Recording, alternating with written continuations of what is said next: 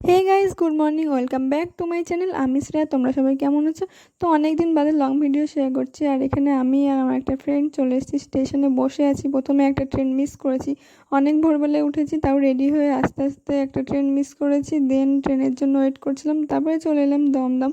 সেখান থেকে আর একটা ট্রেন ধরে আমরা যাচ্ছি আজকে পুজো দিতে। কোথায় পুজো দিতে যাচ্ছি সেটা হয়তো তোমরা টাইটেল আর থাম্বনেল দেখে বুঝেই গেছো। কীভাবে গেলাম আর কী করলাম সেটা তোমাদেরকে বলছি। তো স্কিপ না করে দেখতে থাকো। আর আমার চ্যানেলে তোমরা নতুন হয়ে থাকলে আমার চ্যানেলটা সাবস্ক্রাইব করে দিও। মন্দিরটা আমি এত ছোটোবেলায় এসেছি যে আমি ভুলে গেছিলাম। তো দেন আবার এখন চলে এসেছি অনেক বছর পর। তো তোমরা কি খেয়াল করলে আমি কোথায় এসেছি? আমরা এসেছি দক্ষিণেশ্বরে পুজো দিতে।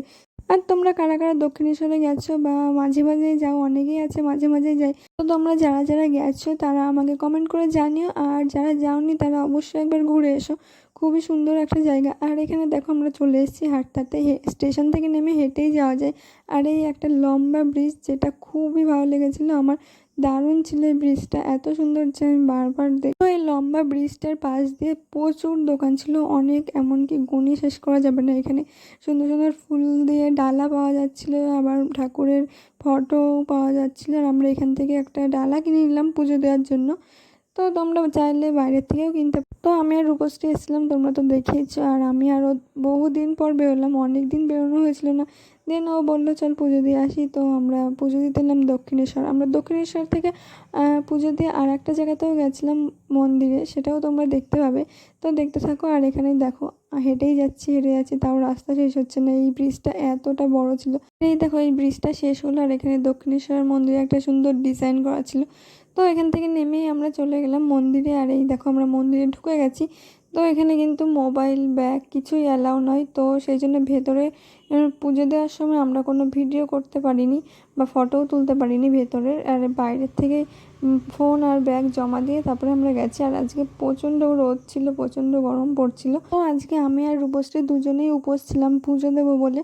আর আমরা মোটামুটি পৌঁছে গেছিলাম 9:30টার মধ্যেই। মন্দিরটা বন্ধ হওয়ার একটা টাইম থাকে, হয়তো 11টার মধ্যে বন্ধ হয়ে যায়, সেই জন্য আমরা সকাল সকাল গেছি। তো এই দেখো এখানে আমাদের পুজো দেওয়া ডান, আমরা পুজো দিয়ে বেরিয়ে এসেছি। আর তোমরা যদি যেতে চাও 10টার মধ্যে চলে যেও, তাহলে ভালো হবে। আর এরপর আমরা আর একটা মন্দিরে গেছিলাম, আগেই বললাম, সেই মন্দিরটাও 10:30টার মধ্যে বন্ধ হয়ে যায়। তো দুপুরের প্রসাদটা আমরা ওখানে খাবো বলে আমরা ওই মন্দিরটা এখান থেকে আবার গেছি। আর এখানে দেখো দক্ষিণেশ্বরের এই ভিউটা কি সুন্দর ছিল। তো এখানে সুন্দর সুন্দর আমরা ফটো তুলেছি, এখানে একটু দাঁড়িয়েছিলাম অনেকটা সময়, বেশ ভালো লাগছিল। এখানে আমরা সুন্দর সুন্দর ফটোও তুলেছি, আর ফটোগুলো আমি ইনস্টাগ্রামে অলরেডি আপলোড করে দিয়েছি।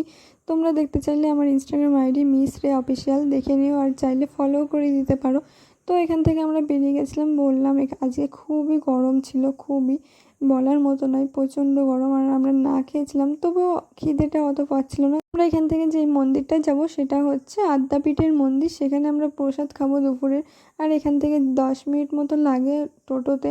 আর এই দেখো মন্দিরের ভিউটা কি সুন্দর লাগছে দক্ষিণেশ্বরের। তো এখান থেকে আমরা আবার চলে গেলাম অটো ধরতে। এখানে টোটোতে আমরা তো এখান থেকে কিছুক্ষণ সময় লাগে, তো একদমই কাছেই ছিল। আর এখানে আমরা চলে এসেছি। আর এই জায়গাটা আমার খুবই ভালো লেগেছে, প্রচুর গাছপালা ছিল আর খুবই সুন্দর, আর খুবই পরিষ্কার জায়গা ছিল। দুটো মন্দিরই খুবই পরিষ্কার। তো এখানে মন্দিরে পুজো হচ্ছিল, সেটা আমরা দেখে এলাম। আর সেখানেও ফোন অ্যালাউ ছিল না, কিন্তু ফোনটা বন্ধ করে রাখতে বলেছিল। তারপর আমরা এখানে চলে আসলাম প্রসাদ খেতে। এখানে দেখো ঠাকুরের প্রসাদ রাখা।